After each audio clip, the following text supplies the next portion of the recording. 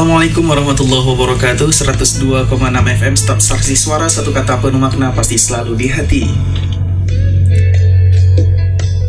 Mengudara dari lantai 2 Gedung Star FM, Jalan AMD Lama, Kelurahan Kota Siantar, Panyabungan. Pagi Madinah, Madinah pagi.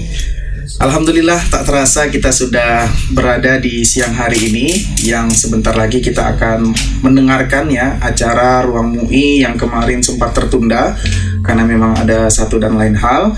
Dan hari ini Ruang MUI akan membahas tentang sesuatu yang sangat penting bagi kalangan generasi muda muslim. Benar. Ya, karena memang generasi muda muslim itu dituntut untuk mengembangkan jiwa-jiwa keislamannya dari segala aspek. Ya, salah satu aspeknya adalah aspek wirausaha tentunya. Dan hari ini kita sudah mendatangkan narasumber kita ya, yaitu Ibu Rizka Ar-Rahma ME selaku dosen STAIN Madinah. Sehat, Bu? Alhamdulillah sehat, Pak Farid. Beliau sebagai dosen manajemen bisnis syariah ya. Benar. Dan kemudian juga pelaku bisnis tentunya, Bu ya, merintis dari nol dan sekarang alhamdulillah bisnisnya sudah lumayan besar. Baiklah, bersama saya Ahmad Salman Farid akan memandu acara ini selama 1 jam ke depan. Kita akan membahas tentang mengembangkan jiwa wirausaha di kalangan generasi muda muslim. Ya, benar. Baiklah, para pendengar sekalian ya, kita mengetahui bahwa usaha ataupun bisnis yang dilakukan seorang muslim itu harus berlandaskan kepada keislaman. Jika ada jiwa wirausaha yang tidak dilandaskan oleh keislaman, tentunya nanti akan lari juga ya orientasinya, dan tentunya kalau sudah lari orientasinya maka penghasilan juga nanti akan berpengaruh tentunya. Benar. Nah, di sini kita akan membahas dari yang awal dulu, Bu, sebenarnya. Apa sih itu jiwa wirausaha? Silahkan dijelaskan dulu, Bu Rizka Ar-Rahma. Kalau jiwa wirausaha itu kita berbicara secara sederhananya gitu ya, Pak Farid. Kalau yang kita tahu sama ini, wirausaha itu berarti kan seseorang yang berani mengambil keputusan untuk dia memulai suatu bisnis gitu kan. Jadi dengan dia udah berani mengambil keputusan untuk menjadi seorang pelaku usaha, berarti dia sudah menjadi seorang wirausaha gitu. Dan kemudian selain itu dia juga berani mengambil resiko, karena yang namanya bisnis, namanya usaha itu pasti tidak lepas dari namanya resiko gitu kan. Mau itu resiko kecil, sedang ataupun besar, tergantung kepada tingkatan bisnisnya itu sendiri gitu kan. Mengenai jiwa wirausaha tadi, Bu, saya melihat bahwa tidak semua orang muslim itu berwirausaha. Benar. Dan tentunya orang juga akan berpikir panjang tentang wirausaha ini, belum capeknya, modalnya, ya untung rugi dan seterusnya gitu. Nah, tentunya banyak pertimbangan gitu ya, Pak ya. Ya begitu. Tapi kalau menurut Ibu sendiri ya, bagaimana menumbuhkan jiwa wirausaha itu agar tentunya muncul di kalangan generasi muda muslim? Oh gitu ya. Ini saya alami sendiri gitu ya, Pak Farid kan. Dari dulu saya sekolah sampai saya kerja sekarang itu kan saya nggak lepas dari namanya dagang gitu. Gimana sih caranya supaya kita mencintai yang namanya dagang gitu? Kita nih umat muslim kan tentu punya namanya suri tauladan. Jadi kan kalau kita membaca tentang sejarah Nabi Muhammad, tentu kan Nabi Muhammad ini seorang pedagang sukses. Ada baiknya dan sangat dianjurkan bagi kita muslim gitu untuk meneladani apa yang dikerjakan oleh Nabi kita Muhammad SAW gitu kan. Jadi dengan kita mencintai Nabi, kita mengikuti apa yang dilakukan Nabi, salah satunya ya tentang dagang gitu. Jadi kalau kita udah menjadikan Nabi sebagai panutan, berarti mindset kita kan udah berubah nih. Oh, Nabi ini berdagang sukses, gimana sih caranya? Ada timbul rasa penasaran gitu kan.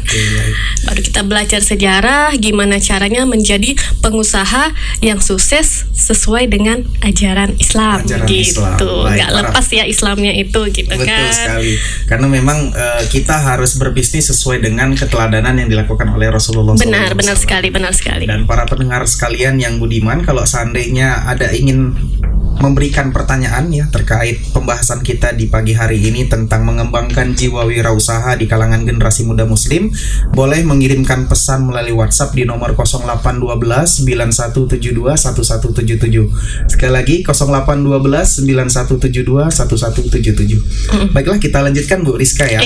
Karena kita melihat bahwa orang-orang Muslim yang hari ini sudah berwirausaha ternyata juga mindsetnya itu belum meneladani Rasulullah. Mereka hanya sekedar ikut-ikutan berbisnis ya. Kemudian mereka hanya sekedar turun temurun dari orang tuanya. Nah, sebenarnya bagaimana kita mendesain mindset wirausaha itu agar sesuai dengan tuntunan Rasulullah, Bu? Jadi kan kita belajar dari Rasulullah banyak.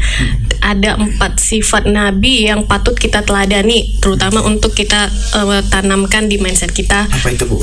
Yang pertama itu tentu amanah. Amanah itu tentu berkaitan dengan yang namanya kepercayaan.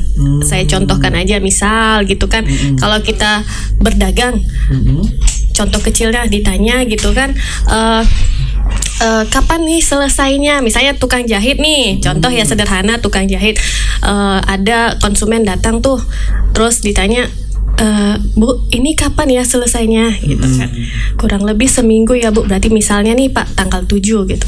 Ya kita harus amanah dengan apa yang kita ucapkan gitu. Tanggal 7 ketika konsumen datang, baju itu harus selesai. Jadi kita tambahannya punya lagi kepercayaan dari konsumen, itu yang harus dijaga gitu kan. Sidik, amanah, tabligh, fatonah, kurang lebih 4 hal mendasar yang patut kita tiru, teladani dari junjungan kita besar Nabi Muhammad SAW itu kan. Yang kedua tadi sidik, Bu ya? Sidik ya, sidik itu seperti apa kalau seandainya dalam wirausaha? Kalau sidik ini kita berbicara tentang kejujuran. Misal ya, ketika barang kita itu ternyata tidak ada kerusakan, misal nih kita jualan kain. Nah, kemudian barangnya kainnya itu ada yang cacat. Yang cacat itu tuh jangan disembunyikan gitu. Kita ada yang nanya konsumen, Bu, ini kainnya berapa harganya? Oh, ini kainnya harganya misal 100.000 per meter. Tapi Bu, ini ada cacat. Kalau Ibu mau boleh nanti saya akan diskon karena ada cacatnya gitu. Begitu. Jadi harus terbuka ya. Terbuka. Kita jujur apapun kondisi dari produk yang kita jual tuh jangan kita tutup-tutupin. Kalau ada kekurangan, silahkan kita konsultasikan ya, kita sampaikan ke konsumen. Kalau konsumen menerima nggak apa-apa. Tapi kalau konsumen tidak menerima, berarti kan tidak ada keikhlasan dia untuk membeli barang kita tersebut gitu. Baik, kan. Tapi ternyata faktanya di lapangan banyak itu Bu yang menutup-nutupi barangnya rusak, didiemin aja gitu kan. Terakhir sudah dipakai, sudah dibeli ya kan. Iya, benar. Baru di situ pembelinya kecewa. Dan namanya bisnis ya Pak ya. Kita kan pengennya bisnis itu continue, berjalan terus menerus gitu. Jadi kalau kita tidak menjaga yang namanya kepercayaan pelanggan gitu, tentu bisnis itu tidak akan berjalan lancar, tidak sesuai dengan apa yang kita harapkan gitu. Oke, nah ini sangat menarik ya pembahasan kita para pendengar yang budiman, bahwa bisnis yang harus berlandaskan dengan tuntunan Rasulullah dan tentunya harus berlabelkan halal. Iya, benar. Nah, bagaimana sebenarnya agar wirausaha kita atau bisnis kita itu menjadi bisnis yang halal dan tentunya itu menjadi barokah untuk keluarga kita. Nah, kalau menurut Bu Rizka sendiri bagaimana? Yang pertama, terutama kita menghindari sifat larangan-larangan. Tentu kan di dalam Islam ini ada aturan-aturan yang harus kita penuhin, harus kita ikutin. Misal bisnis tersebut tidak berkaitan dengan yang namanya riba gitu kan. Jadi bisnis harus bebas dari riba. Misal, yang kedua bisnis harus bebas dari yang namanya gharar, maisir dan lain-lain. Jadi selagi bisnis kita itu masih dalam koridor tersebut, saya rasa insya Allah itu masih sesuai dengan syariat Islam dan boleh kita kerjakan gitu. Karena kalau berbicara tentang riba itu kan kita nanti ada kaitannya dengan yang namanya akad gitu kan. Itu nanti pasti lebar gitu ya Pak, pembahasannya beda lagi nanti beda gitu lagi. Ya. Tapi walaupun seandainya Bu bisnisnya sudah halal, tapi ternyata dalam praktek transaksinya menggunakan riba, itu berarti jatuhnya tetap haram ya Bu ya? Itu kan kalau masalah itu sudah jelas ya Pak, di Al-Quran itu Al-Baqarah ayat 275 Allah itu mengharamkan riba dan menghalalkan jual beli. Jadi apapun yang berkaitan dengan namanya riba sudah jelas itu haram. kita bisnis tentu yang mau kita cari itu adalah keberkahan. Bagaimana kita mau mendapatkan keberkahan kalau misalnya ada hal yang dilarang yang kita masukkan ke dalam bisnis tersebut gitu. Nah, terkait keberkahan sendiri Ibu sudah pernah mengalaminya Bu dalam hal berbisnis selama ini? Alhamdulillah saya udah pernah ngerasain. Saya juga bisnis ini kan belajar dari orang-orang yang udah sukses duluan gitu ya Pak ya. Jadi ketika kita ngerasa down, kok bisnis saya gini-gini aja ya, apa sih salahnya di mana gitu. Jadi saya pernah belajar sama teman gitu, terus kemudian beliau mengingatkan, kita bisnis ini dimulai dari mindset. Jadi coba perbaiki mindset bahwa kita itu berbisnis untuk menolong, sehingga ketika kita memindsetkan itu dalam otak bawah alam sadar kita, maka Allah akan menolong kita gitu. Allah akan mendatangkan, menggerakkan hati-hati orang untuk menjadi konsumen kita, karena kita sudah berpikir, aku ini bisnis untuk menolong orang, kalau orang butuh ini aku sediain. Jadi kan secara logika ya berarti dia tertolong gitu kan, dia butuh ini aku ada loh. Tapi kemudian kembali lagi dengan tidak dengan cara semena-mena memberikan harga, karena dia kan butuh nih, nggak apa-apa nih kita kasih harga tinggi. Nggak juga gitu kan, tetap ada batasan-batasannya gitu. Tidak menzolimin orang juga gitu ya Pak ya. Iya betul. Jadi dari awal mindsetnya dulu ya Bu ya. Iya benar. Kemudian sampai menuju pada keberkahan itu bagaimana prosesnya Bu? Dan kisahnya. Prosesnya adalah ketika kita sudah melaksanakan apa yang kita mindsetkan tadi gitu, kita ngerasa ada aja rezeki datang dan kita tidak merasa kurang. Kalau saya menangkap yang namanya keberkahan itu adalah rezeki yang ketika kita terima kita merasa cukup. Ini menarik ini Bu, karena ada beberapa orang yang memang dia punya pekerjaan tetap, sampingannya ada banyak Bu, ya kan? Mungkin bisa terhitung 2, 3, 4 sampingan gitu. Tapi dia masih saja merasa tetap kekurangan di dalam keluarganya.